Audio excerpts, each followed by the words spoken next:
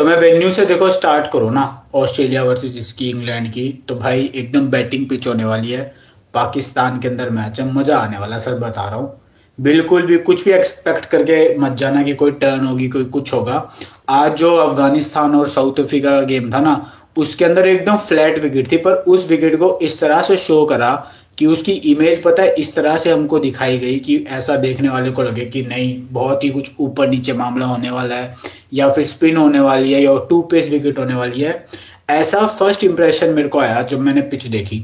पर मैच जैसे जैसे आगे बढ़ा ना, साउथ अफ्रीका की तो मैंने पूरी बैटिंग देखी थी भाई, इतनी सी बॉल ऊपर नीचे नहीं हुई, स्पिन भी बिल्कुल भी नहीं हुआ। इसलिए आपने देखा होगा राशिद खान को कोई विकेट नहीं, नूर अहमद को भी ज्यादा कुछ नहीं मिला, केशव महाराज को भी ज्यादा कुछ नहीं मिला। तीनों जो भी थे बहुत कम उनको विकेट्स मिली तीनों को। तो एक चीज हमेशा ध्यान रखना, पाकिस्तान की जो भी पिचेस होंगी ना, अगर पाकिस्तान के अलावा कोई भी टीम खेल रही है दूसरी उसके ग्राउंड के अंदर, तो मैक्सिमम चांस यही यही लेके चलना। चाहे मान लो एक तो होता है हमको फ्लैट पिच दिखाई दे गई कि भाई सफेद पिच है, कुछ भी नहीं है सोचने के लिए, एकदम मक्खन पिच है, बैटिंग फ्रेंडली। पर मान लो जैसे आज की तरह कहीं डाउट आ गया कि नहीं यार पिच थोड़ी सी है ना ऊपर नीचे दिख रही है, या फिर पिच में हल्का फुल्का कुछ अलग दिख रहा है, ठीक है, अगर डाउट आ रहा है ना तब भी बैटिंग पिच मान के चलो। मैंने तो भाई ये देख लिया एकदम फुल बैटिंग पिच होगी। ऑस्ट्रेलिया और इंग्लैंड के मैच में बहुत मजा आने वाला है। जो भी टीम पहले बैटिंग करेगी ना, मतलब अच्छे खासे रन्स लगेंगे। तो पिच रिपोर्ट में ओवरऑल क्या समझ में आया कि केवल बैटिंग ट्रैक रहेगा बस, इससे ज्यादा कुछ नहीं। और दोनों टीम में अच्छे अच्छे बैट्समैन है। दोनों ही टीम के जो मैचअप्स है ना काफी डिसेंट है, तो ऐसा भी नहीं कोई टीम के बॉलर ज्यादा हावी हो रहे हैं किसी के ऊपर। और आपको मैं एक चीज और बता देता हूँ कि जो ऑस्ट्रेलिया की बॉलिंग लाइनअप है ना, वो इंग्लैंड के कंपैरिजन में काफी वीक है। बैटिंग वाइज दोनों की एकदम अच्छी वाली है। ऑस्ट्रेलिया की मैं थोड़ी सी स्लाइटली ज्यादा वो वाली बोल सकता हूँ कि यार थोड़ा सा भरोसेमंद मेरे को ज्यादा लग रहे हैं, क्योंकि वो पक्के खिलाड़ी हैं ऑस्ट्रेलिया के जो भी है ना। इंग्लैंड वाले प्लेयर ठीक है पर उनका पता नहीं होता, लेकिन ऑस्ट्रेलिया की जो फास्ट बॉलिंग है वो थोड़ी सी इस बार वीक है, जबकि इंग्लैंड के वही अच्छे प्रॉपर जो बॉलर खेलते हैं ना वो खेलेंगे। तो अब किसी को पिच रिपोर्ट में कोई डाउट है या फिर कोई क्वेश्चन है किसी का, तो यार बताओ, पूछो। चलिए चलिए, चलिए चलिए, आ गए, ठीक है भाई, दो जने कोई नहीं यार। पता है मेरे को चाहिए कि कोई एक जना भी मुझे देख रहा है ना, बस बहुत है मेरे लिए। क्योंकि पता है जब कोई नहीं देखता ना तो ऐसा लगता है कि यार कैमरा के सामने है ना अकेले बैठ के मैं बड़बड़ा रहा हूँ। पर जैसे ही कोई देख रहा होता है ना, मान लो कोई भी हो सकता है, तो थोड़े से एक लगता है ठीक है, तसल्ली। तो हमको क्या समझ में आया, एकदम बैटिंग ट्रैक रहने वाला है। तो पिच के मामले में बिल्कुल बैटिंग ट्रैक एक्सपेक्ट करके चलना, और ग्राउंड इनका ठीक ठाक रहता है। तो अब हम स्टार्ट करते हैं। देखो ऑस्ट्रेलिया के बैट्समैन वर्सेस इंग्लैंड के जो पेसर्स है ना, उसका मैचअप से हम स्टार्ट करते हैं। तो चलिए यार फिर हम एक एक करके मैचअप समझते हैं। तो देखो ट्रेविस हेड को इंग्लैंड के किसी भी पेसर से एज सच कोई दिक्कत नहीं है। यानी ट्रेविस हेड बहुत जब भी आता है बहुत मारता है इंग्लैंड को। अभी हाल ही में जो 2024 की सीरीज हुई थी उसके अंदर एज सच किसी भी पेसर से कोई दिक्कत नहीं है। केवल एक बॉलर है जिसका नाम बेरेडन कार्स, जिसने इसको बाकियों के कंपैरिजन में पता है कम मैचों में ज्यादा बार मतलब ज्यादा आउट करा है। जैसे इसने 4 मैच खेले हैं बेरेडन कार्स ने, और 3 बार आउट कर दिया ट्रेविस हेड को, मतलब लगातार में ही। तो लेकिन ट्रेविस हेड ने इसको मारा भी है, तो ये बराबर का मैचअप हो गया। पर मैं बेरेडन कार्स की तरफ थोड़ा सा ज्यादा झुकाव करूंगा, ठीक है, थोड़ा सा मैं ज्यादा झुकाव एरोज होगा ना, जो मैं एरो बोलता हूँ वो मैं बेरेडन कार्स की तरफ करूंगा कि यार इसने है ना 4 मैचों के अंदर ट्रेविस हेड जैसे बैट्समैन को 3 बार आउट करे, तो ये बड़ी बात है। लेकिन इसकी पिटाई भी हुई है। तो ट्रेविस हेड अगर ऐसा इस तरह से खेलता है, मान लो कि वो थोड़ा सा ध्यान से खेलता है, वैसे वो ध्यान से तो खेलता नहीं है, पर वो थोड़ा सा ध्यान लेके खेलता है, तो फिर उसे किसी भी इंग्लैंड के बॉलर से कोई दिक्कत नहीं है। पर अगर वो पिटाई करने पे आ गया जो उसका नेचुरल होता है ट्रेविस हेड का, तो वो पिटाई सबकी कर सकता है, लेकिन बेरेडन कार्स उसे फंसा भी सकता है। और अभी 2024 के अंदर T20I सीरीज में भी और ODI सीरीज में भी इसको फंसाया भी था ट्रेविस हेड को। तो ट्रेविस हेड का एक ये ग्रीन वाला जो भी, आप जैसे अगर आप चैनल पुराने हो तो आपको पता होगा ग्रीन लाइन का मतलब क्या होता है। तो ये ग्रीन लाइन वाला मैच आप मान के चलो कि यार इसने इसको मारा भी है ट्रेविस हेड ने अच्छी खासी स्ट्राइक रेट से, लेकिन बेरेडन कार्स इसको आउट करने में भी कामयाब हुआ है। तो ट्रेविस हेड मोस्ट लोगों का पता है CVC होगा, याद रखना। तो हम उसको डायरेक्ट कैप्टन अगर अपनी टीम में करके जाएंगे तो ये सेफ ऑप्शन होगा। पर थोड़ा सा रिस्क लेना है ये ध्यान में रखते हो, क्योंकि इंग्लैंड ने अपनी प्लेइंग 11 लगा दी है और बेरेडन कार्स खेल रहा है। तो बेरेडन कार्स अगर खेल रहा है तो हो सकता है मुझे VC करके चले जाएं, ठीक है, क्या पता फिर आउट कर देना, तो हमारा कैप्टन वाला ऑप्शन थोड़ा सेव हो जाएगा। तो ट्रेविस हेड मेरे अकॉर्डिंग देखो इस मैच में भी अच्छी खासी पिटाई करने वाला है इंग्लैंड के बॉलर्स की, क्योंकि ये जो ग्राउंड कंडीशन होगी ना भाई, बैटिंग को फुल सपोर्ट दे रही है। बॉलर्स के लिए कुछ भी नहीं है इस मैच के अंदर, तो बैट्समैन को अपनी टीम में ज्यादा से ज्यादा लेकर चलना। और ट्रेविस हेड अच्छा सीवीसी ऑप्शन है, सेफ सीवीसी ऑप्शन है, ठीक है, याद रखना है। कुछ लोग ऐसे भी कर सकते हैं कि यार इसको वीसी करके चले गए, ये सोच के कि बेरिडन कार्स क्या पता आउट कर दे, लेकिन उसकी ये पिटाई भी कर सकता है। तो बेरिडन जो कार्स है ना, इसने ट्रेविस हेड को इंग्लैंड की कंडीशंस में आउट करा है, जहां पे एटलीस्ट विकेट से थोड़ी बहुत मदद मिल जाती है ना पेसर को। पर भाई पाकिस्तान के अंदर कुछ नहीं मदद मिलती, बहुत पिटाई होती है। तो यहाँ पे पलड़ा, अगर मैं बताऊं, बैटिंग थोड़ा होता है ना, वेन्यू को देखते हो या फिर पिच को देखते हो, तो ट्रेविस हेड के फेवर में बहुत ज्यादा है। अगर मैं बताऊं कि यार मैचअप के हिसाब से कि किस प्लेयर ने किसको कितना आउट करा, और बेरिडन कार्ड्स की तरफ थोड़ा सा है कि यार हो सकता है क्या पता फिर फंसा ले। भले ट्रेविस हेड इसके ऊपर 3-4 छक्के मार दे, मान लो ट्रेविस हेड ने 50-60 मार दिए, 3-4 छक्के इसने खा लिए, लेकिन आउट भी कर सकता है। तो ट्रेविस हेड से रिलेटेड अगर आपको कोई भी डाउट हो तो यार आप कमेंट कर सकते हो, कि कुछ भी डाउट है तो आप पूछो। चलिए एलेक्स कैरी भी ठीक है। नहीं, एलेक्स कैरी देखो, पहले एक बार एक काम करते हैं, मैं एक बार आपको समझा देता हूँ, ठीक है सारा, फिर मैं आपके क्वेश्चंस पिकअप करूंगा, क्योंकि यार कोई एलेक्स कैरी पूछेगा, फिर कोई दूसरा पूछेगा ना, तो फिर ऊपर नीचे हो जाएगा। तो पहले हम मैचअप समझ लेते हैं। तो ट्रेविस हेड का देखो कोई दिक्कत नहीं है, बैटिंग फ्रेंडली ग्राउंड है, तो ट्रेविस हेड को सपोर्ट बहुत ज्यादा करेगा भाई ये वेन्यू, क्योंकि अच्छा खासा बैट के ऊपर आता है। लेकिन बेरिडन कार्ड्स ने क्योंकि पास्ट में इसको 4 पारियों में 3 बार आउट करा है, तो ये हमें थोड़ा सा होता है ना ध्यान में देने वाली, हल्का सा हम ध्यान दे सकते हैं इसके ऊपर। इसके बाद देखो हाई चांसेस है ट्रेविस हेड के साथ मैथ्यू शॉ ही ओपनिंग करे, क्योंकि यार इनका जो बेस्ट देखो प्लेइंग 11 जो ऑस्ट्रेलिया की बन रही है ना मेरे अकॉर्डिंग बेस्ट, उसके अंदर हेड और shot opening, 1 down Smith, 2 down Marnus Labuschagne, 3 down Alex Carey, और फिर 4 डाउन इंग्लिश, यानी इंग्लिश और लाबुशे ये एलेक्स कैरी दोनों को साथ में खिलाओ, क्योंकि दोनों के पास अलग अलग वो है क्वालिटीज। अगर ऑस्ट्रेलिया चाहे तो कैरी या फिर इंग्लिश में से किसी को ड्रॉप करके कूपर कॉनोली को भी खिला सकती है, जो थोड़ा सा एक्स्ट्रा ऑप्शन दे देता है ना स्पिन करवाने का। पर अगर मेरी मानो ना, अगर थोड़ा सा मैं मान लो टीम बना रहा हूँ ऑस्ट्रेलिया की, तो मैं यही चाहूंगा कि यार मेरे को पता है बॉलिंग से पिटाई होने वाली है, तो मैं मैक्सिमम बैट्समैन अपनी टीम में रखूंगा जो मुझे पता है अच्छी खासी वैल्यू दे दें। तो कैरी और इंग्लिश दोनों के पास भाई वो एबिलिटी अच्छा खासा वो दे सकते हैं, इंग्लैंड की बॉलिंग लाइनअप को अच्छा खासा मतलब मार सकते हैं। उसके बाद में आखिरी में मैक्सवेल होगा इनके पास लोअर ऑर्डर के अंदर, फिर एरन हार्डी, सीनाबॉट, स्पेंसर जॉनसन और जेम्पा। तो 3 पेसर तो इनके होने वाले हैं, एरन हार्डी, सीनाबॉट और ये स्पेंसर जॉनसन। एक इनका हो जाएगा स्पिनर जेम्पा। उसके बाद में मैक्सवेल इनका हो जाएगा 5वां बॉलिंग ऑप्शन। अगर इनको कूपर कॉनोली चाहिए कि यार थोड़ी बहुत बॉलिंग से मदद दे दे, तो ये एलेक्स कैरी या फिर जॉश इंग्लिश की जगह पे कूपर कॉनोली भी खिला सकते हैं। और थोड़ा सा कुछ अलग जाना हो ना, वैसे होगा नहीं, वो ये मैथ्यू शॉट को भी ड्रॉप कर ना, मैथ्यू शॉट भी तो भाई ऑफ स्पिन करवाता है ना। पर देखो इंग्लैंड में मैक्सिमम राइट हैंडर्स हैं, तो अगर इनको कूपर कॉर्नरली खिलाना हो तो मैथ्यू शॉट को भी ड्रॉप कर सकते हैं, पर मेरे अकॉर्डिंग शॉट खेलेगा। तो देखो शॉट के मैचअप में भी ऐसा कुछ नहीं है, एकदम फ्रेश प्लेयर है, इंग्लैंड के खिलाफ बहुत कम खेला है। जोफ्रा आर्चर इसको थोड़ी दिक्कत दे सकता है, लेकिन ये वेन्यू पाकिस्तान का है, तो यहाँ पे पेसर्स को उतना बाउंस नहीं मिलता है। पर जोफ्रा आर्चर अपने एक्शन के कारण पता है थोड़ा बहुत बाउंस निकाल लेता है। तो अगर मैथ्यू शॉट ने मान लो स्टार्टिंग के अंदर ज्यादा हड़बड़ी करी, तो जोफ्रा आर्चर इस आउट कर देगा। पर अगर मैथ्यू शॉट थोड़ा सा है ना 5-6 ओवर खेल गया, टिक गया पिच के ऊपर, फिर भाई एकदम अच्छी वाली इसके ऊपर बैट पे बॉल आने वाली है। और बाकी मार्क वुड और जो ये है बेरिडन कार्स, इनसे भी मुझे कुछ ज्यादा थ्रेटनिंग लगा नहीं इसके लिए मैथ्यू शॉट के लिए, क्योंकि पेस को तो यार काफी अच्छा खेलता है मैथ्यू शॉट, और बाकी किसी भी बॉलर के सामने इसका एसएच को मैचअप अवेलेबल नहीं है। और अगर आप वीडियो देख रहे हो, देखो लाइव में तो मैं आपको स्क्रीनशॉट नहीं दिखा सकता ना, पर जब आप वीडियो देखोगे, जब मैं इसी लाइव को एडिट करके वीडियो बनाऊंगा, तो वीडियो जो भी देख रहा है तो उसके लिए देखो जो भी पर्पल सर्कल ड्रॉ कर रखे होंगे ना जिस भी प्लेयर के ऊपर, वो प्लेयर एकदम फ्रेश है, उसके ज्यादा मैचअप अवेलेबल नहीं है, तो ये याद रखना। उसके बाद देखो स्मिथ का भी ऐसा कोई मैचअप नहीं है भाई, स्मिथ को किसी प्लेयर से, इंग्लैंड के बॉलर से कोई दिक्कत नहीं है। जोफ्रा आर्चर को बहुत डिफेंसिवली खेलता है स्मिथ, शाकिब महमूद तो खेल नहीं रहा, मार्क वुड को भी ठीक खेलता है स्टीवन स्मिथ, बेरिडन कार्ड्स को भी ठीक खेलता है स्टीवन स्मिथ। उसके बाद में बाकी के जो बॉलर्स है ओवरटन, एटकिंसन, ये तो खेल ही नहीं रहे, प्लेइंग 11 में नहीं है। तो स्टीवन स्मिथ फॉर्म में काफी अच्छा है, देखो ध्यान से सुनना, स्टीवन स्मिथ फॉर्म में भी काफी अच्छा है भाई, कितने शतक मार दिया मैंने तो, मतलब एक टाइम था जब मैं चाहता था कि स्टीवन स्मिथ रन्स मारे, पर भाई बीजीटी में रन्स मारे, फिर इंग्लैंड ये श्रीलंका के खिलाफ रन्स मारे।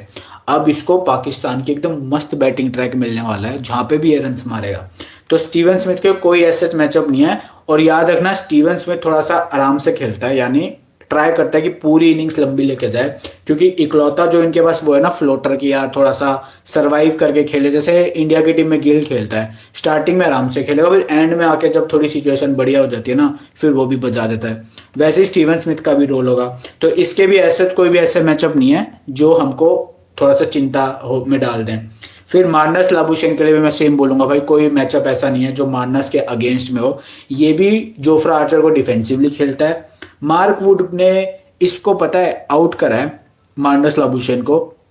उसका एक देखो रीजन क्या है, मार्नस लाबुशेन मार्क वुड को डिफेंसिवली खेलता है। अगर ऐसा होता है ना कि मार्नस लाबुशेन उस फेज के अंदर आ गया बैटिंग करने के लिए जहां पे ज्यादा स्ट्राइक रेट की जरूरत है, मान लो इंग्लैंड ने 380-70 मार दिए फर्स्ट बैटिंग करते हुए, अब ऑस्ट्रेलिया भी उस पोजीशन में कि वो चेज कर सकती है या फिर जवाब दे सकती है, और मार्नस लाबुशेन आ गया बैटिंग करने।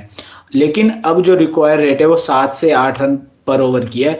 वहां पे अगर ये जबरदस्ती मारने गया ना मार्क वुड को लाबुशेन, तो ये मार्क वुड फंसा लेगा लाबुशेन को।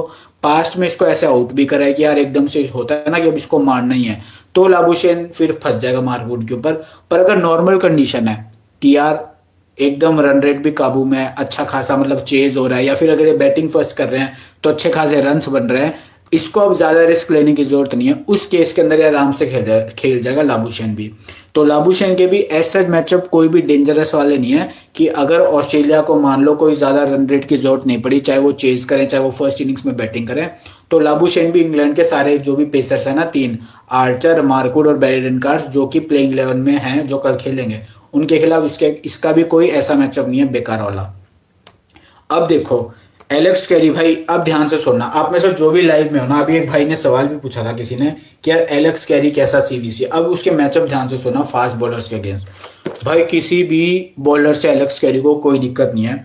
मार्क वुड को एलेक्स कैरी डिफेंसिवली खेलता है। मैंने जब इसके रिकॉर्ड एनालाइज करे ना एलेक्स कैरी के पास्ट में जो भी इसने मार्क वुड के अगेंस्ट में खेले हैं, तो अगर ऐसा होता है जैसे लाबुशेन के साथ था कि इसको अगर वो चाहिए ज्यादा स्ट्राइक रेट से रन बनाने की जरूरत पड़ी ऑस्ट्रेलिया को, तो मार्क वुड एलेक्स कैरी को आउट कर सकता है। नहीं तो normally Alex Carey Mark Wood को डिफेंसिवली खेलता है, याद रखना, समझे। तो अगर सिचुएशन ऐसी होती है कि एलेक्स कैरी मान लो डेथ तक पहुंच गया, वहां पे मार्क वुड आ गया, तो अब उसको अटैक करना पड़ेगा ना, तो फंसा लेगा। पर अगर मान लो 25 से 30 ओवर के आसपास एलेक्स कैरी की बैटिंग आ गई, अब उसको इतना रिस्क लेने की जरूरत नहीं है कि यार 40 से 42 ओवर तक वो आराम से खेल सकता है, तो उस फेज के अंदर ये मार्क वुड को आराम से निकाल लेगा। लेकिन naturally Alex Carey Mark Wood को डिफेंसिवली खेलता है, ठीक है। जो भी बैट्समैन किसी बॉलर को डिफेंसिवली खेल रहा है ना, वो तभी उस बॉलर पे आउट होगा जब स्ट्राइक रेट या फिर रन्स बनाने की ज्यादा जरूरत हो, समझ रहे हो, कि ओवर में मान लो 8 से 10 रन चाहिए अब, तब वो फंसा सकता है, जो भी ब्राउन लाइन वाला मैचअप होता है ना। लेकिन अगर नॉर्मल कंडीशन रही तो एलेक्स कैरी भी मार्क वुड को खेल जाएगा। उसके बाद में देखो एलेक्स कैरी का और कोई मैचअप नहीं है भाई थ्रेटनिंग। आर्चर को भी ठीक खेलता है, बेरेन कार्स को भी ठीक खेलता है, मार्क वुड को भी ठीक खेलता है। बस जैसा याद रखना, अगर रिक्वायर रन रेट ज्यादा हो गई या फिर एलेक्स कैरी उस फेज के अंदर बैटिंग करने आया जहां पे अब भाई घुमाना ही है बैट, तब मार्क वुड इसे आउट कर सकता है। वरना जैसे मैंने लेथम के लिए भी, अगर आपको याद हो ना वीडियो के अंदर मैंने बोला था कि टॉम लेथम यूनिक पिक हो सकता है, लेकिन उसकी बैटिंग 25 से 30 ओवर के आसपास आनी चाहिए तब। वैसे ही एलेक्स कैरी के लिए भी सेम है, इसकी भी बैटिंग 25 से 30 ओवर के आसपास या 35 ओवर तक भी आ गई ना, तब भी अच्छा पिक है हमारी टीम में लेने के लिए। जॉश इंग्लिश का भी ऐसा कोई मैचअप अवेलेबल नहीं है, ज्यादा खेला नहीं इंग्लैंड के बॉलर्स को। जोफ्रा आर्चर मार्क वुड को इसने इतना नहीं खेला है। बेरेन कार्स की इसने पिटाई करी है भाई 2024 में जो ये हुआ था ना T20 जो इनके हुए थे और ओडीआई में, तो बेरेन कार्स को इसने अच्छी खासी स्ट्राइक रेट से रन मारे हैं। तो अगर आप काफी देर से मेरे चैनल को फॉलो करते हो तो आपको पता होगा कि जब भी कोई बैट्समैन किसी बॉलर को अच्छी स्ट्राइक रेट के साथ रन मारता है तो हम उसे ऑरेंज लाइन से शो करते हैं। उसके बाद में देखो मैक्सवेल का भी ऐसा कुछ नहीं है, जोफ्रा आर्चर को भी ठीक खेलता है, मार्क वुड को मैक्सवेल भी डिफेंसिवली खेलता है। उसके बाद में बेरेन कार्स को मैक्सवेल भी अटैक करके मार सकता है। तो मैक्सवेल का याद रखना, देखो मैक्सवेल और कैरी इन दोनों ने पता है काफी अच्छी पार्टनरशिप करी है ऑस्ट्रेलिया के लिए। एक बार मेरे को याद है कि पता है ऑस्ट्रेलिया, आई थिंक इंग्लैंड ने 307 रन मार दिए, उसके बाद में ऑस्ट्रेलिया के 2 विकेट आए, 2 से 3 विकेट जल्दी गिर गए, ठीक है। उसके बाद में एलेक्स कैरी और ये मैक्सवेल ने 100 रन बनाए थे। तो ये दोनों ने बहुत रन्स मारे हैं इंग्लैंड के खिलाफ। लेकिन दोनों के साथ एक ही हमको वो लेके चलना है कि इन दोनों की बैटिंग टाइम पे आ जाए, 35 ओवर के आसपास ये दोनों क्रीज पे होने चाहिए, तभी हमारी टीम में अच्छी पिक होंगे लेने लायक। मैचअप वाइज दोनों मार्कवुड के सामने बहुत डिफेंसिवली खेल रहे हैं, और बाकी आर्चर और ब्रेडन कार्ड से किसी को कोई दिक्कत नहीं है। तो आई थिंक यार आपको ऑस्ट्रेलिया और इंग्लैंड के जो मैचअप थे पेसर के, वो समझ में आ गए होंगे। ऑस्ट्रेलिया के किसी भी बैट्समैन को एज सच कोई मेजर दिक्कत नहीं है किसी भी इंग्लैंड के पेसर के साथ। केवल एक जो मार्कवुड है और आर्चर है, इनको डिफेंसिव वे में खेला है ऑस्ट्रेलिया के 2-3 बैट्समैन है, मैंने उनका नाम भी आपको बता दिया था। जैसे स्मिथ आर्चर को डिफेंसिवली खेलता है, मार्नस लाबुशन आर्चर को डिफेंसिवली खेलता है, एलेक्स कैरी और मैक्सवेल मार्कवुड को डिफेंसिवली खेलते हैं। तो जो भी ये डिफेंसिव वाला मैचअप होता है ना, ब्राउन लाइन वाला मैचअप, ये बैट्समैन अगर डेथ तक पहुंच गए और उनके सामने जो भी बॉलर है, मार्कवुड हो चाहे आर्चर हो, वो अगर डेथ फेस में बॉलिंग कर रहे हैं तो उनके विकेट देने के चांसेस बनते हैं इनको। पर अगर नॉर्मल मैच चल रहा है, मिडल ओवर्स चल रहे हैं, तो मेरे को ज़्यादा कुछ लगता नहीं कि विकेट ज़्यादा इनको ही मिलने वाला है ना इंग्लैंड के बॉलर्स को। तो अब हम चलते हैं, देखो इंग्लैंड के अंदर आदिल राशिद है इकलौता स्पिनर, ऑस्ट्रेलिया के अंदर इकलौता स्पिनर है जम्पा। तो आदिल राशिद क्या, मैंने मैचअप एनालाइज करे अच्छे से, मैंने देखा, तो देखो ध्यान से सुनना। आदिल राशिद से ऑस्ट्रेलिया के किसी भी प्लेयर को पता है कोई मेजर दिक्कत नहीं है। बस एक स्टीवन स्मिथ है जो आदिल राशिद पे जब भी ज़्यादा स्ट्राइक रेट की ज़रूरत पड़ती है ना ऑस्ट्रेलिया को बनाने की, मान लो स्टीवन स्मिथ चेज कर रहा है या फर्स्ट इनिंग्स में बैटिंग कर रहा है, अब रन मारने की ज़रूरत है, तो आदिल राशिद इसको फंसा लेता है। आई थिंक 19 पारियों में 9-10 बार आउट कर दिया, तो ये बहुत बड़ा नंबर होता है स्टीवन स्मिथ जैसे प्लेयर के अगर हम कंपेयर करें ना। अभी विराट कोहली को भी 2 बार आउट करा आदिल राशिद ने, पर स्टीवन स्मिथ अगर डिफेंसिवली खेल जाए ना आदिल राशिद को तो निकाल देगा। और अभी हाल ही में जो 2024 में इनका आमना सामना हुआ था इंग्लैंड और ऑस्ट्रेलिया का, तो आदिल राशिद ने 3 बार सामने आया स्मिथ के, तीनों बार में से एक बार भी अपना विकेट नहीं दिया स्टीवन स्मिथ ने। लेकिन उस टाइम पे ऑस्ट्रेलिया एक अच्छी पोजीशन पे थी, ज़्यादा स्ट्राइक रेट की भी जरूरत नहीं थी, तो स्टीवन स्मिथ खेल गया। लेकिन अगर मान लो ऑस्ट्रेलिया चेस कर रही है, या फिर Adil Rashid first innings bowling में डेथ के अंदर बॉलिंग करवाने आ गया और वहां पे स्टीवन स्मिथ बैटिंग कर रहा हो, तो वहां पे हाई चांसेस है आदिल राशिद इसे आउट कर दे। पर नॉर्मल कंडीशन में मेरे को नहीं लगता आदिल राशिद को ही अपना विकेट देने वाला है। और बाकी जो भी इंग्लैंड के ऑस्ट्रेलिया के प्लेयर्स है ना, ट्रेविस हेड को कोई दिक्कत नहीं आदिल राशिद से। मैथ्यू शॉट भी लेग स्पिनर्स को काफ़ी ठीक खेलता है। एक बार इसको आउट कर दिया था आदिल राशिद ने मैथ्यू शॉट को, पहली बार जब उसको खेलने गया था ना तब। वैसे overall Matthew Short leg spin को ठीक खेलता है। मार्नस लाबुशेन भी आदिल राशिद को ठीक खेलता है। उसके बाद एलेक्स कैरी भी ठीक खेलता है आदिल राशिद को। जॉश इंग्लिश काफ़ी अटैकिंग खेलता है लेग स्पिन को, यानी इसको भी कोई दिक्कत नहीं है। मैक्सवेल ने भी आदिल राशिद को काफ़ी ठीक खेला है। और मैक्सवेल के बाद एरन हार्डी जो आएगा ना, उसने भी आदिल राशिद को अपना विकेट नहीं दिया है, ठीक है। तो आदिल राशिद बॉलर अच्छा है, एक विकेट मैक्सिमम मान के चलो कि यार अगर ये बॉलिंग फर्स्ट कर रहा है ना तो एक विकेट इसको मिल सकता है, क्योंकि ये डेथ में अपने 2 से 3 ओवर लेके आता है। इंग्लैंड की तरफ से एक अच्छा सा बॉलर है ब्रेडन कार्स, जिसने काफ़ी ज़्यादा ओडीआई के अंदर भी इंग्लैंड के इसके ऑस्ट्रेलिया के विकेट लिए थे, पिटने के बावजूद इसको विकेट मिल गए थे। और लोअर ऑर्डर के अंदर पता है बैटिंग भी कर लेता है, तो आर्चर से पहले बैटिंग करने के लिए आएगा। तो ब्रेडन कार्स काफ़ी अच्छा ऑप्शन होगा अगर बॉलिंग फर्स्ट करिए इंग्लैंड। जोफ्रा आर्चर थोड़ा सेफ ऑप्शन होगा, समझो सेफ ऑप्शन, कि यार देखो पिटाई तो जोफ्रा आर्चर की भी लग सकती है इस विकेट के ऊपर, लेकिन डेथ में बॉलिंग करवाने आएगा ना तो वहां पे हो सकता है इसको 2 विकेट मिल जाए। लेकिन ब्रेडन कार्स के पास बैटिंग से भी वैल्यू है, और ये डिलीवर भी इसने काफ़ी करा है। अभी रिसेंट ओडीआई जो सीरीज हुई थी ना ऑस्ट्रेलिया के अगेंस्ट में 2024 में, वहां पे तो इसको 2 विकेट मिल रहे थे। तो मेरे अकॉर्डिंग ये काफ़ी अच्छा ऑप्शन है जो बैटिंग से भी हमको फिर वैल्यू दे सकता है। आर्चर तो यार सब लेके आई थिंक जाएंगे बॉलिंग फर्स्ट अगर आर्चर कर रहा है, लेकिन आर्चर पिट बहुत रहा है। इंडिया के खिलाफ भी आपने देखा होगा काफ़ी पिटाई हुई उसकी। और बस आर्चर की एक ही प्रॉब्लम है, डेथ में आ गया ना, और मान लो वहाँ पे ऑस्ट्रेलिया के लोअर ऑर्डर के बैट्समैन बैटिंग कर रहे हैं या बॉलर्स बैटिंग कर रहे हैं, तो आर्चर को विकेट्स मिल सकते हैं। लेकिन अगर ये ऑस्ट्रेलिया के टॉप 6-7 जो भी बैट्समैन है ना ये खेल गए ना आखिरी तक, तो आर्चर को उस फेस में भी कम विकेट मिलने के चांस है। उस केस में ब्रेडन कार्स अगर किसी एक बॉलर को पिक करना हो जो बैटिंग वैल्यू भी देगा, तो वो है ब्रेडन कार्स। मैं आदिल राशिद भी रिकमेंड नहीं करूंगा, क्योंकि यार ये पाकिस्तान के अंदर स्पिन नहीं हो रही है और ना ही स्पिनर्स को मदद मिल रही है ज़्यादा। अभी अफगानिस्तान और साउथ अफ्रीका का जो मैच था, स्पिनर्स को 3 विकेट मिले, समझ रहे हो। देखो 3 स्पिनर्स खेले पूरे मैच के अंदर और तीनों को एक एक विकेट मिला, तो स्पिनर्स के लिए बिल्कुल भी मदद नहीं है। तो एक बॉलर किसी को पिक करना है अगर, तो बेरेडन कार्स सेफ जाना है तो जोफ्रा आर्चर बॉलिंग फर्स्ट करते हैं। अब हम इंग्लैंड के भी मैचअप समझ लेते हैं, ठीक है। अब देखो इंग्लैंड से डकेट और सॉल्ट ओपनिंग करेंगे, और सामने जो भी पेसर्स होंगे ना ऑस्ट्रेलिया के, कोई भी सारे फ्रेश है, तो सबको मैंने पर्पल सर्कल में मार्क करा है। अगर आप वीडियो देखोगे ना तो सबको पर्पल सर्कल में मैंने मार्क करा है। सारे एकदम फ्रेश है, चाहे वो एरन हार्डी हो, चाहे वो स्पेंसर जॉनसन हो, बेन डॉर्शियस, मैंने डॉर्शी लिख रखा है पर बेन डॉर्शियस भी एकदम फ्रेश है, सीन अबॉट भी एकदम फ्रेश है, नेथन एलिस भी एकदम फ्रेश है। तो बहुत कम खेला है इंग्लैंड के बैट्समैन ने ऑस्ट्रेलिया के बॉलर्स को। बेन डकेट ने तीनों ओडीआई के अंदर भाई रन स्कोर करे थे ऑस्ट्रेलिया की इसी बॉलिंग लाइनअप पे। तो बेन डकेट का मैचअप भी मुझे ऐसा कोई अगेंस्ट में नहीं मिला कि यार जिस क्वालिटी के बॉलर्स है ना सामने ऑस्ट्रेलिया के, और बेन डकेट जिस हिसाब से खेलता है, तो बेन डकेट निकाल देगा, चाहे बैटिंग फर्स्ट हो चाहे बैटिंग सेकेंड हो। और याद रखना ये बैटिंग फ्रेंडली कंडीशन है तो इसको मदद मिलेगी। और इसने जो ओडीआई हुए थे ना अभी, उसके अंदर तीनों मैच में इसने अच्छा स्कोर करा था। तो बेन डकेट बाउंड्री बोनस के भी काफ़ी ज़्यादा पॉइंट दे देगा, तो काफ़ी अच्छा ऑप्शन है। फिल सॉल्ट को भी भाई देखो विकेट रास आएगी, और सामने जो बॉलर्स है ना ऑस्ट्रेलिया के वो ऐसे वाले भी नहीं है जो फिल सॉल्ट को दिक्कत देते हैं।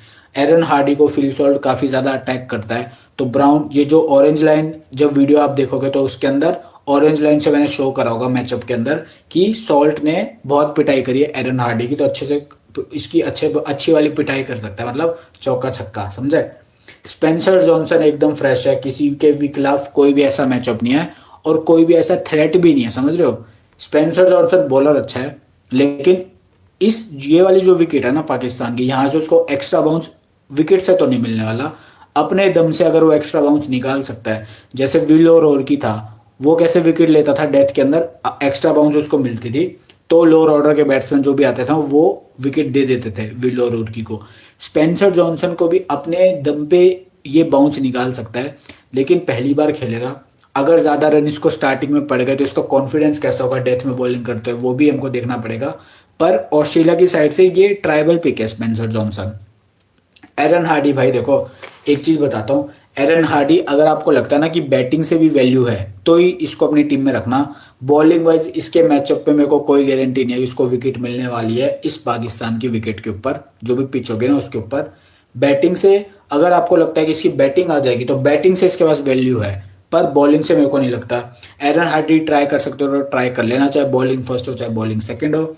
बेन डॉर्शियस में नहीं बॉलिंग फर्स्ट मिलूंगा ना ही बॉलिंग सेकंड मिलूंगा। सीन अबॉट को भी ना ही मैं बॉलिंग फर्स्ट मिलूंगा ना ही मैं बॉलिंग सेकंड मिलूंगा। इंग्लैंड के भाई सारे ही बैट्समैन ने सीन अबॉट को काफ़ी ठीक खेला, मेरे को कोई दिक्कत नहीं दिखी। सेम अगर बॉलर्स इंग्लैंड के बैटिंग करने आ गए तो सीन अबॉट विकेट निकाल सकता है, पर अगर जो प्रॉपर बैट्समैन है ना मिडिल ऑर्डर तक जो भी बैट्समैन है जो बैटिंग कर सकता है सीन अबॉट से, उसको कोई दिक्कत नहीं है। नेथन एलिस के लिए भी सेम बोलूंगा, ज़्यादा किसी को दिक्कत नहीं है नेथन एलिस से। लेकिन अगर नेथन एलिस बॉलिंग फर्स्ट कर रहा है तो आप ट्राई कर सकते हो, क्योंकि जैसे बेरेडन कार्स बैटिंग कर सकता है ना लोअर ऑर्डर के अंदर, वैसे नेथन एलिस भी लोअर ऑर्डर के अंदर बैटिंग कर सकता है।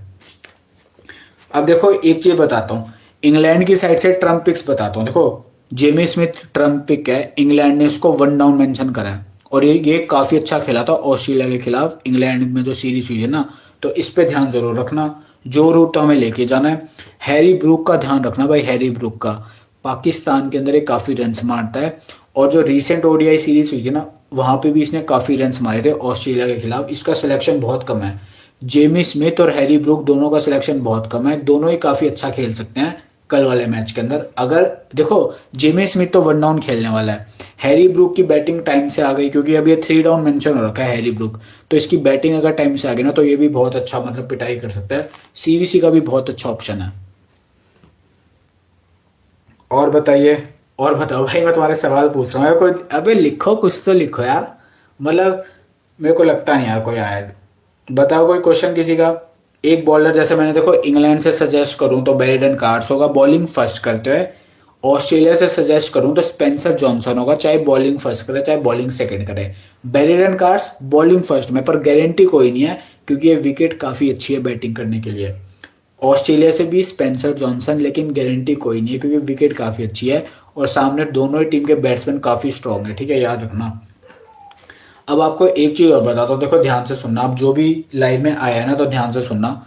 ये जो बटलर है ना भाई, बटलर ने मैंने जितने भी मैचेस देखे ना ऑस्ट्रेलिया इंग्लैंड के, भाई बटलर ने कभी भी 50 मतलब इतना ज़्यादा स्कोर करा ही नहीं ऑस्ट्रेलिया के खिलाफ। अब जेमी स्मिथ वन डाउन खेल रहा है तो बटलर अब नीचे चला गया है। मतलब डकेट सॉल्ट ओपनिंग, फिर one down Jamie Smith, two down Root, three down Brook, उसके बाद में बटलर आएगा। बटलर एक ऐसा प्लेयर है जिसको सेट होने में थोड़ा सा लगता है कि वो चाहता है कि यार थोड़ा सा होता है सेट होके वो मारता है। लेकिन अगर बटलर की बैटिंग लेट आती है ना, क्योंकि बैटिंग सरफेस बहुत अच्छी है पाकिस्तान का, जो भी पिच होगी ना, जो भी स्टेडियम है उनकी, तो बटलर की बैटिंग अगर लेट आती है तो फिर ये आते ही मारने के लिए जाएगा, तो हाई चांसेस है फिर ये हो सकता है 3-4 छक्के मार दे, लेकिन लंबा नहीं खेलने वाला। और ऑस्ट्रेलिया के खिलाफ मैंने कभी नहीं देखा इसने कभी कुछ लंबा स्कोर कराओ ओडीआई के अंदर। लियाम लिविंगस्टोन की अगर बैटिंग आ गई तो वो बहुत अच्छा ऑप्शन होगा हमारी टीम के अंदर। 10 ओवर याद रखना, Liam Livingstone, Adil Rashid, Brydon Carse, Mark Wood और जोफ्रा आर्चर, ये 5 बॉलर्स हैं इनके पास। और छठा हो गया जो रूट, जो पार्ट टाइम ऑफ स्पिन डालेगा। सामने मैक्सिमम राइट हैंडर्स होंगे तो जो रूट तो भाई इतने ओवर डालने नहीं वाला, तो लियाम लिविंगस्टोन ओवर तो पूरे डालेगा, पर इसको विकेट मिलने के बहुत कम चांस है। जैसा हमने मैचअप में स्टडी करा ना कि ऑस्ट्रेलिया के सारे बैट्समैन लेग स्पिन को काफ़ी अच्छा खेलते हैं। लेकिन अगर लिविंगस्टोन की बैटिंग आ गई ना, बैटिंग से इसके पास वैल्यू है, क्योंकि इसको किसी भी ऑस्ट्रेलिया के पेसर से कोई दिक्कत नहीं है, सबकी पिटाई ये कर सकता है। एक ही प्रॉब्लम है, इसकी बैटिंग ऑर्डर बहुत नीचे है। तो अगर इंग्लैंड चेस करने गई और इंग्लैंड के टॉप ऑर्डर के बैट्समैन ने रन्स कर दिया ना, तो इसकी बैटिंग इतनी नीचे आएगी, बटलर से भी नीचे आएगी, कि इसको उतने रन्स मिले ना मिले करने के लिए, बस ये प्रॉब्लम है। लेकिन अगर आपको लगता है ना कि ये इंग्लैंड के ऊपर प्रेशर आ जाएगा या फिर इंग्लैंड चेज करते हुए विकेट खो देगी, इसकी बैटिंग टाइम से आ जाएगी लिविंगस्टोन की, तो बहुत अच्छा पिक है। 10 ओवर तो डालेगा ही, मान लो एक विकेट किस्मत के सहारे मिल गया, बैटिंग से 30-35 रन कर गया, एक विकेट बॉलिंग से 30-35 रन बैटिंग से, तो काफ़ी अच्छा ऑप्शन हो गया। लेकिन जैसा मैंने बताया रिस्क इन्वॉल्व होगा, क्योंकि बैटिंग ट्रैक में कोई भी बैट्समैन जो नीचे आ रहा है ना, उसके साथ हमेशा ये रिस्क रहता है कि यार उसकी बैटिंग आएगी कि नहीं आएगी टाइम पे। अगर उसकी ऐसी सिचुएशन में बैटिंग आई जहाँ पे अब तो घुमाना ही है बैट, तो वो बहुत रिस्की पिक हो जाएगा, क्योंकि फिर वो अपना विकेट थ्रो कर सकता है। इसलिए हमें केवल उसी बैट्समैन पे ध्यान देना है जो थोड़ा सा सही टाइम पे जिसकी बैटिंग आए ना, जैसे टॉप ऑर्डर में कोई बैटिंग कर रहा है, टू डाउन कोई बैटिंग कर रहा है, समझे, ऐसे बैट्समैन पे। या फिर कोई ऐसे बैट्समैन पे भी आप ध्यान दे सकते हो कि यार इसकी बैटिंग भले ही कितनी नीचे हो, पर जैसे ही 35 से 40 ओवर के आसपास कोई भी विकेट गिरा ना, तो इसको प्रमोट कर देंगे। जैसे न्यूजीलैंड में होता है ना कि ग्लेन फिलिप्स अगर नीचे है, तो अगर किसी का भी विकेट गिरा तो ग्लेन फिलिप्स डायरेक्ट प्रमोट हो जाएगा। लेथम को डिमोट कर देते हैं न्यूजीलैंड वाले, ग्लेन फिलिप्स को प्रमोट कर देंगे डेथ ओवर्स के अंदर। तो अगर ऐसा इंग्लैंड कर देती है लिविंगस्टोन के साथ, तो ये काफ़ी अच्छी पिक हो जाएगा हमारी टीम के अंदर। पर रिस्क जैसा मैंने बोला ना कि यार इसकी बैटिंग ना आने का रिस्क, या फिर रन इसके लिए उन्हें बचे ना बचे, ये रिस्क ये साथ में रहेगा। तो देखो अब इंग्लैंड वर्सेस ऑस्ट्रेलिया का एक ही स्पिनर खेल रहा है। जैसे इंग्लैंड में एक ही स्पिनर खेल रहा है आदिल राशिद, जिसका कोई भी ऐसा थ्रेटनिंग मैचअप नहीं है। एक स्टीवन स्मिथ का मैं हल्का फुल्का जो भी है उसको निकाल दूं तो वो ब्लू लाइन वाला मैचअप। लेकिन जो ये ऑस्ट्रेलिया का स्पिनर है ना एडम जंपा, भाई ये बहुत खतरनाक है। अब ध्यान से देखना, देखो बेन डकेट, अब ध्यान से सुनना, मैं इंपॉर्टेंट बात बता रहा हूँ, ये जिता भी सकता है कल आपको आई थिंक ग्रैंड लीग में, अगर ऑस्ट्रेलिया बॉलिंग सेकंड करने आ गई तो। 4 जने देख रहे हैं भाई, बॉल अच्छा और जैम्पा देखो अब ध्यान से देखना, जो ये एडम जैम्पा है ना, ये जो बेन डकेट है, बेन डकेट अटैक करता है लेग स्पिनर्स को, रन्स बनाने के लिए जाता है। मतलब ऐसी कभी मैंने नहीं देखा बेन डकेट को कि वो थोड़ी सी इज्जत के साथ लेग स्पिन को खेल रहा है, वो हमेशा रन स्कोर करने जाएगा। मैचअप वाइज बेन डकेट को जेम्पा से कोई दिक्कत नहीं है, ठीक है, कोई दिक्कत नहीं है। लेकिन वो जो रन बनाने की भूख होती है ना बेन डकेट में, उसके कारण वो हमेशा लेग स्पिन पे फंस जाता है। मतलब मान लो जैसे वो 40 बॉलें खेलेगा, तो हो सकता है 40 बॉल अगर मान लो किसी लेग स्पिनर की खेली तो वो 50-60 मार देगा, लेकिन विकेट भी देके जाएगा, क्योंकि वो रन्स बनाने के लिए जाता है। डॉट बॉल बहुत कम खेलता है बेन डकेट किसी भी लेग स्पिनर की, जिससे हमें ये समझ में आ रहा है कि इसको वो वाली दिक्कत नहीं है कि यार वो हाथ से पढ़ नहीं पा रहा, क्योंकि जो बैट्समैन हाथ से पढ़ नहीं पाते ना, वो डॉट बॉल बहुत ज़्यादा खेलते हैं। तो बेन डकेट डॉट बॉल बहुत कम खेल रहा है, इसका मतलब कि वो हाथ से पढ़ पा रहा है कोई भी लेग स्पिनर हो। वरुण चक्रवर्ती को भी आपने देखा होगा ना, उसको रन्स मार रहा था ये अभी जो सीरीज हुई थी इंडिया के साथ, लेकिन विकेट भी वो दे जाता है लेग स्पिन को। तो बेन डकेट जेम्पा पे एक वो बन गया कि यार भले कितना मार ले, अगर जेम्पा सामने आया तो चांस है कि इसको विकेट मिल जाए, तो बेन डकेट पे एक चांस बन गया। उसके बाद में सॉल्ट के लिए भी सेम है, सॉल्ट भी हमेशा जब भी प्रेशर आता है ना रन्स बनाने का, चाहे वो फर्स्ट इनिंग्स बैटिंग करे चाहे वो चेस करे, हमेशा लेग स्पिन को वो अपना विकेट दे जाता है। तो दूसरा चांस बन गया जेम्पा का सॉल्ट के ऊपर। उसके बाद में लोअर ऑर्डर के अंदर देखो, हैरी ब्रूक जैसा हमें पता है लेग स्पिन पे काफ़ी गंदा फंसता है, लेकिन याद रखना अभी जो रिसेंट ओडीआई सीरीज हुई थी ना ऑस्ट्रेलिया इंग्लैंड की, उसके अंदर हैरी ब्रूक ने जेम्पा को काफ़ी अच्छा खेला था, बहुत छक्के मारे थे। एक बार तो 16 बॉलों के अंदर 30-35 रन मार दिए थे। दोनों बार अपना विकेट दे के गया जेम्पा को, आई थिंक जितना मेरे को याद है ना, विकेट दे के गया। एक बार लाबू शेन को दिया था और एक बार जेम्पा को दिया था। तो लेग स्पिन को विकेट दे के गया, लेकिन रन्स भी स्कोर करे थे इसने जेम्पा के खिलाफ। तो तीसरा थ्रेट हो गया हैरी ब्रूक का कि यार ये भी इसको विकेट दे सकता है, भले ही कितना ही पीट ले विकेट इसको दे सकता है जेम्पा को।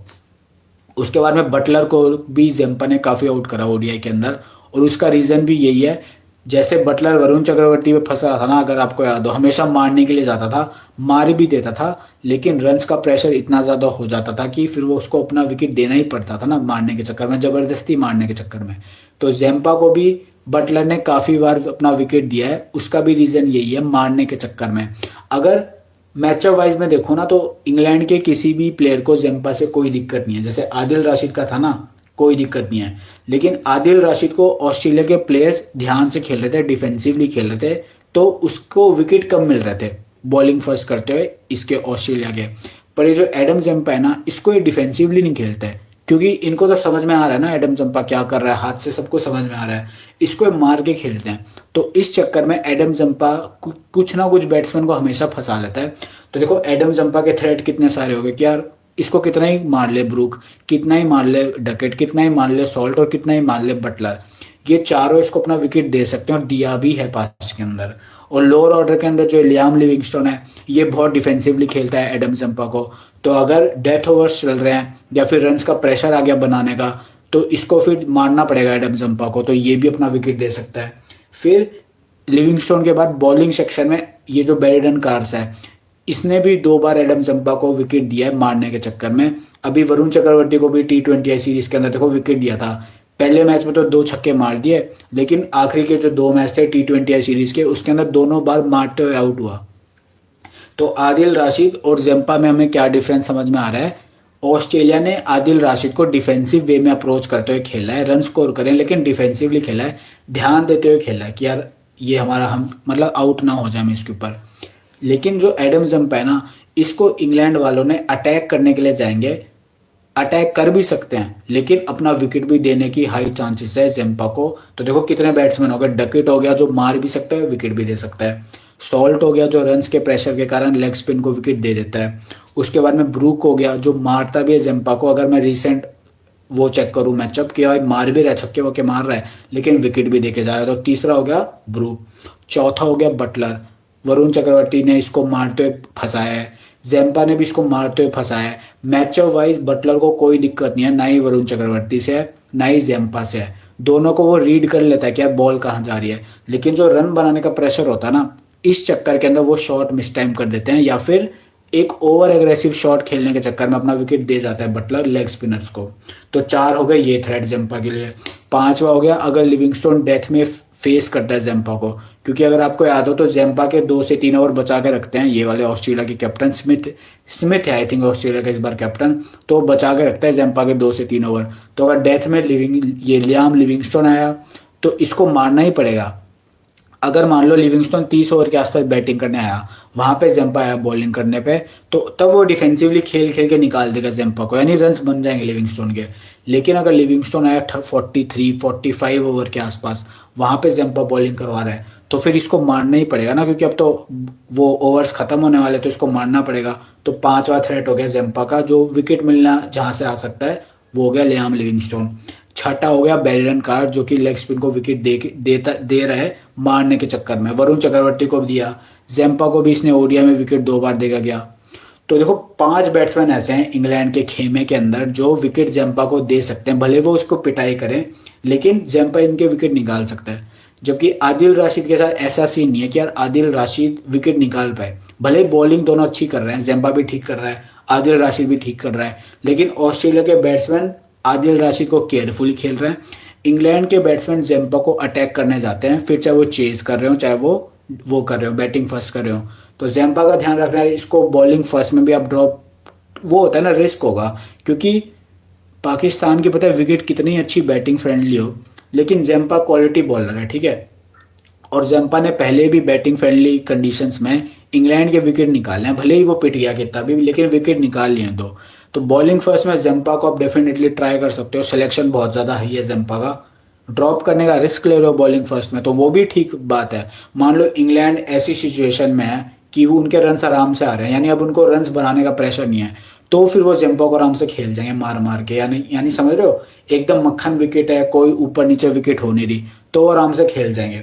लेकिन अगर इंग्लैंड बैटिंग सेकंड कर रही है ना, और ऑस्ट्रेलिया देखो बैटिंग फर्स्ट अगर ऑस्ट्रेलिया कर रही है बैटिंग विकेट के ऊपर, तो 350 मान के चलो आने वाला है बोर्ड के ऊपर। तो अगर इंग्लैंड बॉल बैटिंग सेकंड पे आई ना, तो इंग्लैंड पे प्रेशर बनने के हाई चांसेस है। और 5 बैट्समैन जंपा पे फंस रहे हैं, जिसके अंदर 3 से 4 तो लोअर ऑर्डर में फंस रहे हैं। तो एक बार लोअर ऑर्डर एक्सपोज हुआ इंग्लैंड का, तो भाई जंपा को विकेट मिल सकते हैं बॉलिंग सेकंड करते हुए। और बॉलिंग सेकंड करते हुए इसने बहुत विकेट निकाले इंग्लैंड के, अगर आप जो भी देखोगे ना मैच के स्टैटिस्टिक्स, तो वहां पे आपको मिल जाएगा। बॉलिंग फर्स्ट में भी ट्राई कर सकते हो जंपा को, क्योंकि डेथ में भी बॉलिंग करवाने आ रहा है। तो जंपा पे भाई नजर बना के रखना। किसी बॉलर को सीवीसी करना है ना, देखो बैटिंग पिच के ऊपर किसी बॉलर को सीवीसी करना है, तो जंपा बॉलिंग सेकंड में काफी अच्छी चॉइस है, ठीक है, काफी अच्छी। दोनों के देखो मैचअप कंप्लीट हो गए हैं। सीवीसी ऑप्शन में मैं बात कर लेता हूँ। देखो स्मिथ का, जैसे मैंने बताया ऑस्ट्रेलिया से स्मिथ काफी अच्छा ऑप्शन है, फॉर्म में भी काफी अच्छा है, जिम्मेदारी लेके भी खेलता है। ट्रेविस हेड भाई बहुत डेंजरस ऑप्शन है, बैटिंग फ्रेंडली कंडीशन होगी, कोई ऐसा मैचअप नहीं ज्यादा जो ट्रेविस हेड को परेशान करे। बेरेडन कार्स ने इसको 4 पारियों में 3 बार आउट करा है, लेकिन अब और बेटर बैटिंग कंडीशन मिलेंगी ट्रेविस हेड को, तो ये हो सकता है थोड़ा सा डोमिनेट कर दे बैटिंग से। लेकिन मैचअप वाइज बेरेडन कार्स ने इसको थोड़ा सा ज्यादा परेशान कर रहा है। तो 4 पारियों में कोई बैट्समैन किसी को 3 बार आउट कर रहा है, ट्रेविस हेड जैसे बैट्समैन को कोई बॉलर 3 बार आउट कर रहा है, तो ये थोड़ा सा है। लेकिन ट्रेविस हेड ने इसकी पिटाई भी करी है, तो अगर इंग्लैंड जैसी कंडीशन में ट्रेविस हेड इसको पीट सकता है, तो सोचो पाकिस्तान जैसी कंडीशन में कितना पीटेगा।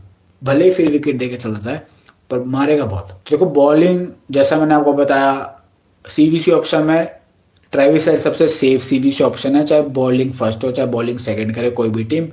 स्टीवंस में थोड़ा सेफ ऑप्शन है, क्योंकि यार थोड़ा जिम्मेदारी लेके खेलेगा। इंग्लैंड की साइड से बेन डकेट बहुत अच्छा ऑप्शन है, चाहे बैटिंग फर्स्ट हो चाहे बैटिंग सेकंड हो। Harry Brook differential CVC option है, याद रखना, अगर ब्रूक की बैटिंग टाइम से आ गई तो डिफरेंशियल सीवीसी ऑप्शन है। और एक सीवीसी और बता दो दुनिया से हटके और सबसे अलग, जेमी स्मिथ अगर बैटिंग कर रहा है ना, 1 डाउन, देखो जो प्लेइंग 11 आई है उसके अंदर जेमी स्मिथ को 1 डाउन लिस्ट कर रखा है, तो अगर जेमी स्मिथ वाकई में 1 डाउन आ रहा है, तो भाई ये भी बहुत अच्छा सीवीसी ऑप्शन है। जो रूट को मैं बैटिंग सेकंड में सीवीसी की एडवाइस नहीं देने वाला, क्योंकि यार रन रेट का प्रेशर काफी ज्यादा होगा ना इंग्लैंड के ऊपर। तो जो रूट आराम से सिंगल डबल करके मोस्टली खेलता है, तो हो सकता है क्या पता फंस जाए। लेकिन बैटिंग फर्स्ट अगर जो रूट कर रहा है, तो आप उसको भी सीवीसी ट्राई कर सकते हो। और अपना 6th बॉलिंग ऑप्शन भी अपनी टीम का जो रूट ही है। तो ट्रेविस हेड, स्टीवन स्मिथ, उसके बाद में हैरी ब्रूक, इनको तो कभी भी सीवीसी ट्राई करो, बेन डकेट को भी कभी भी सीवीसी ट्राई करो। तो ये 4 प्लेयर हो गए, वो Harry Brook, Ben Duckett, Steven Smith और ये क्या नाम है इसका ट्रेविस हेड, इनको बैटिंग फर्स्ट हो चाहे बैटिंग सेकंड हो कभी भी सीवीसी ट्राई करो। उसके बाद में जो रूट को केवल बैटिंग फर्स्ट में सीवीसी ट्राई करना, उसका रीजन भी मैंने आपको बता दिया कि अगर ऑस्ट्रेलिया ने 385 360 मार दिए, तो फिर रूट को अपना जो भी नेचुरल तरीका होता है ना खेलने का, तो उसको फिर अटैकिंग खेलना पड़ेगा और वो विकेट दे सकता है। उसके बाद में डिफरेंशियल सीवीसी जाना है जीएल के हिसाब से, मिनी जीएल के हिसाब से, कि यार आप चाहते हो कि कोई ऐसा प्लेयर बताओ, भले ही मेरे 3-4 प्लेयर फ्लॉप हो जाए, पर अगर मैं 50 मेंबर मिनी जेल खेल रहा हूँ, अगर मेरा वो प्लेयर चल गया और मैंने उसे कैप्टन कर रखा है, तो मैं रैंक 1 पे आऊँ, तो वो प्लेयर है जेमी स्मिथ। अगर आपको रिस्क लेना है सीवीसी करते हो उसके ऊपर, तो वो भी बहुत अच्छा ऑप्शन है। बॉलिंग सेक्शन से किसी को सीवीसी करना है, तो एडम जंपा बॉलिंग सेकंड में काफी अच्छा ऑप्शन है। लेकिन ये जो कंडीशंस है ना पाकिस्तान की, यहाँ पे स्पिनर्स को उतने विकेट नहीं मिल रहे हैं। पर जैसा मैंने आपको मैचअप पे बताया कि अगर प्रेशर आ गया इंग्लैंड के ऊपर, तो 5 से 6 बैट्समैन ऐसे हैं इंग्लैंड के जो जंपा को अपना विकेट दे सकते हैं, भले ही कितनी पिटाई कर लें। तो ये कुछ ऑप्शन है यार मेरे सीवीसी के। एक हम बेस टीम बनाते हैं, तो आप में से जो भी लोग ऑनलाइन हो ना, चलिए बेस टीम बनाते हैं। तो देखो विकेट कीपिंग सेक्शन में हमारे पास देखो 5 ऑप्शन है भाई, और ये पांचों खेल सकते हैं। बटलर खेलेगा अब लेकिन नीचे आएगा, सॉल्ट ऊपर बैटिंग करेगा, जॉश इंग्लिश अगर खेल रहा है तो मिडिल ऑर्डर में बैटिंग करेगा, एलेक्स कैरी भी मिडिल ऑर्डर में बैटिंग करेगा, जेमी स्मिथ 1 डाउन बैटिंग करेगा। बटलर जैसा मैंने आपको बताया बहुत नीचे उसकी बैटिंग आएगी, और अगर उस टाइम पे बैटिंग आई जहाँ पे अब घुमाना ही है बटलर को तो वो फंस जाएगा। तो बटलर मैं बहुत लोग ले रहे हैं, 81% सिलेक्शन है, लेकिन ऑस्ट्रेलिया के खिलाफ बटलर ने उतना लंबा कुछ करा नहीं है जितना भी मैंने मैचेस देखा ना, उसको ध्यान में रखते हुए। और बैटिंग फ्रेंडली कंडीशन है तो बटलर से ऊपर वाले जो बैट्समैन है वो ज़्यादा इंपॉर्टेंट है मेरे लिए। सॉल्ट डेफिनेटली ट्राई कर सकते हो भाई, विकेट कीपिंग भी करेगा, वन डाउन ओपनिंग बैट्समैन करेगा, लेकिन ये मारते हुए खेलेगा। इसको वो वाली वो नहीं है कि यार थोड़ा संभल संभल के खेलना, एक साइड ट्रेविस हेड है दूसरी साइड सॉल्ट है, दोनों एक जैसे हैं, मार मार के खेलो। जॉश इंग्लिश मिडल ऑर्डर में बैटिंग करेगा, टॉप ऑर्डर के आसपास बैटिंग कर रहा है तो ट्राई कर सकते हो। मैं पता है डिफरेंशियल अगर आपको जाना है ना विकेट कीपिंग सेक्शन में, तो सबसे सेफ है फिल सॉल्ट। बैटिंग सेकंड करते हो फिल सॉल्ट तो थोड़ा सा ज़्यादा इंपॉर्टेंट है, बैटिंग फर्स्ट में भी ले सकते हो क्योंकि यार एकदम मक्खन बैटिंग ट्रैक है। लेकिन अगर कोई डिफरेंशियल जाना है ना तो जो जेमी स्मिथ है ना भाई, इसको ट्राई कर सकते हो, चाहे फिल सॉल्ट के साथ करो चाहे उस फिल सॉल्ट को हटा के जेमी स्मिथ को करो, बैटिंग फर्स्ट करते हैं। लेकिन जेमी स्मिथ काफ़ी अच्छा ऑप्शन होगा, यूनिक ऑप्शन मिनी जीएल के अंदर। स्मॉल लीग में भी थोड़ा ट्राई कर सकते हो क्योंकि वन डाउन खेलेगा, ठीक है, अगर वन डाउन आ रहा है ना तो बहुत अच्छा ऑप्शन है। एलेक्स कैरी जैसा मैंने आपको बताया कि अगर इसकी बैटिंग लेट आती है ना तो यार फिर थोड़ा ट्रिकी ऑप्शन हो जाएगा, चाहे बैटिंग फर्स्ट करे चाहे बैटिंग सेकंड करे। पर अगर इसकी बैटिंग टाइम से आ गई ना तो ये भी बहुत ज़बरदस्त ऑप्शन है। जैसे न्यूजीलैंड में लेथम था ना, मैंने बोला था कि यार अगर लेथम की बैटिंग टाइम पे आ गई तो वो बहुत अच्छा ऑप्शन है, 100 मार गया।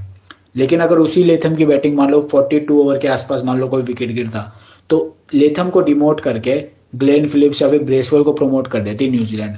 वैसे अगर 42-43 ओवर के आसपास कोई विकेट गिरा तो एलेक्स कैरी को खेलने भेजने के बजाय मैक्सवेल को प्रमोट कर देंगे ये। अगर मान लो ऐसा होता है कि ऑस्ट्रेलिया के ऊपर से विकेट गिर गए तो हो सकता है मैक्सवेल के साथ ही एलेक्स कैरी बैटिंग कर रहा हो। लेकिन अगर समझ रहे हो मैं क्या बोल रहा हूँ कि टॉप ऑर्डर में मान लो 43 ओवर के आसपास किसी का विकेट गिरा और मैक्सवेल नीचे एलेक्स कैरी के, तो ऑस्ट्रेलिया वाले मैक्सवेल को प्रमोट कर देंगे एलेक्स कैरी के ऊपर। तो इस बात का ध्यान रखना। वैसे ऑप्शन एलेक्स कैरी भी बहुत अच्छा है, ठीक है, बहुत अच्छा ऑप्शन है। तो जेमी स्मिथ बहुत अच्छा ऑप्शन है, यूनिक ऑप्शन है। सॉल्ट सेफ ऑप्शन है, कंडीशंस को देखते हो क्या फ्लैट कंडीशन है, ओपनिंग कर रहा है तो इसकी तो बैटिंग पक्का आने वाली है। बटलर रिस्की थोड़ा सा, देखो बटलर को मैक्सिमम लोग सेलेक्ट कर रहे हैं लेकिन बैटिंग बहुत नीचे आएगी। तो अगर उस फेस में बटलर आया कि यार जहाँ पे मारना ही है तो फंस सकता है, जेम्पा फंसा सकता है। तो मैंने फिलहाल अभी सॉल्ट को सिलेक्ट करा है अपनी बेस टीम के अंदर, क्या इसको तो मैं लेके जाऊंगा।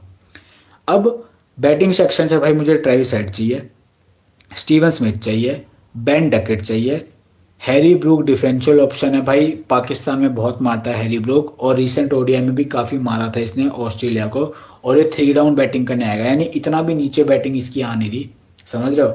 तो हैरी ऐसा भी हो सकता है समझो, अगर डकेट और सॉल्ट इनकी पार्टनरशिप चल गई, फिर डकेट सॉल्ट में से कोई एक और जेमी स्मिथ इनकी पार्टनरशिप चल गई 40 ओवर, समझ लो थोड़ा सा लंबा चल गया, तो उस केस के अंदर ये भी हो सकता है रूट को डिमोट करके हैरी ब्रूक ऊपर आ जाए, समझ रहे हो, इस बात का ध्यान रखना। तो यार फिलहाल मैंने हैरी ब्रूक अपनी टीम में रखा है, कंडीशंस को देखते हुए, मैचअप्स को देखते हुए, और ये देखते हुए कि यार हैरी ब्रूक रन्स के लिए तरस रहा है और वो हमेशा पाकिस्तान में बहुत रन्स मारता है, ठीक है, पाकिस्तान में रन्स काफ़ी करता है और हैरी ब्रूक, तो हैरी ब्रूक में मैंने मेरी टीम में रखा है। तो 4 प्लेयर हो गए बैटिंग सेक्शन से मेरे पास। ये ऑलराउंडर सेक्शन से देखो, अगर सेफ जाना है ना तो रूट अपनी टीम में हमें लेना पड़ेगा, 6 बॉलिंग ऑप्शन है, बैटिंग भी ठीक कर रहा है तो रूट मैं मेरी टीम में लूँगा। मैक्सवेल बहुत अच्छा ऑप्शन है, मैचअप भी काफ़ी पॉजिटिव है लेकिन बैटिंग बहुत नीचे आ रही है। बॉलिंग से मैं मैक्सवेल पे कभी भरोसा नहीं करता कि यार बॉलिंग से इसको विकेट मिलेंगे, मैं बॉलिंग वाइज मैक्सवेल को कभी नहीं लेता अपनी टीम में। लेकिन अगर इसकी बैटिंग टाइम से आ गई ना तो ये भी बहुत अच्छा ऑप्शन है, मैचअप भी पॉजिटिव है। पर फिलहाल बेस टीम का भी ये मेरी पार्ट नहीं है क्योंकि मेरे पास और भी ऑप्शंस मौजूद हैं। मैथ्यू शॉट में मेरी टीम में लूँगा, ओपनिंग करेगा, हो सकता है बॉलिंग भी करवा दे।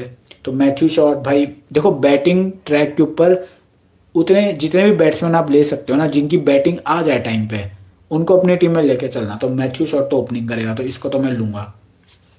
अब लिविंगस्टोन और मैक्सवेल भाई बहुत डेंजरस ऑप्शन दोनों है, मैचअप भी दोनों के ठीक है, बॉलिंग भी दोनों करवा सकते हैं, लेकिन मैं बैटिंग को देखते हुए कि वो बैटिंग नीचे कर रहे हैं, मैं फिलहाल इन दोनों को फिलहाल अभी नहीं ले रहा हूँ क्योंकि एक बार मेरे को वो सिचुएशन देखनी पड़ेगी ना, पिच मतलब थोड़ा बहुत कि यार कॉन्फिडेंस कैसा आ रहा है मेरे को। इनकी बैटिंग बहुत नीचे, बस यही प्रॉब्लम है। अगर इनकी प्लेइंग 11 में मान लो मेरे को लगता है कि नहीं इनको प्रमोट कर सकते हैं, जो भी team batting first batting second करे ना उस हिसाब से प्रमोट हो सकते हैं। तो मैं इनमें से किसी एक को या फिर दोनों को ट्राई करूंगा। पर फिलहाल मेरे पास रूट और मैथ्यू शॉट होंगे। कूपर कॉनोली अगर खेल रहा है और टॉप ऑर्डर में बैटिंग कर रहा है तो हम इसे भी ट्राई कर सकते हैं अपनी टीम के अंदर। बॉलिंग सेक्शन से भाई जेम्पा मेरी टीम में यार पक्का होने वाला है, चाहे बॉलिंग फर्स्ट हो चाहे बॉलिंग सेकंड हो।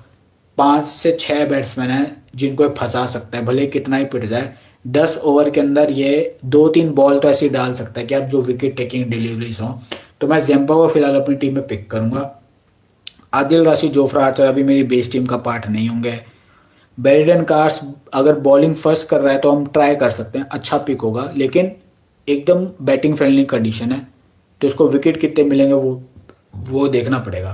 तो फिलहाल मैंने एक ही बॉलर पिक करा है। भाई डकार आ रही है मेरे को, सोचो यानी कुछ अच्छा होने वाला है, क्या पता आप में से जो देख रहा है वो जीएल जीत जाए। तो बॉलिंग फर्स्ट में केवल जेम्पा मेरे पास होगा, मतलब बॉलिंग सेक्शन से जेम्पा मेरे पास होगा, और मैं किसी बॉलर को फिलहाल बेस टीम में तो नहीं डाल रहा। तो ये मेरी 8 प्लेयर की मेरी बेस टीम बनी है। विकेट कीपिंग सेक्शन से सॉल्ट मेरी टीम में होगा। बैटिंग सेक्शन से हेड, स्मिथ, डकेट और ब्रूक, ये 4 मेरी टीम में होंगे। ऑलराउंडर सेक्शन से रूट और शॉट को मैंने मेरी टीम में रखा है। बॉलिंग सेक्शन से जेम्पा मेरी टीम में। तो 8 प्लेयर तो फिलहाल अभी फिक्स है मेरी टीम के अंदर।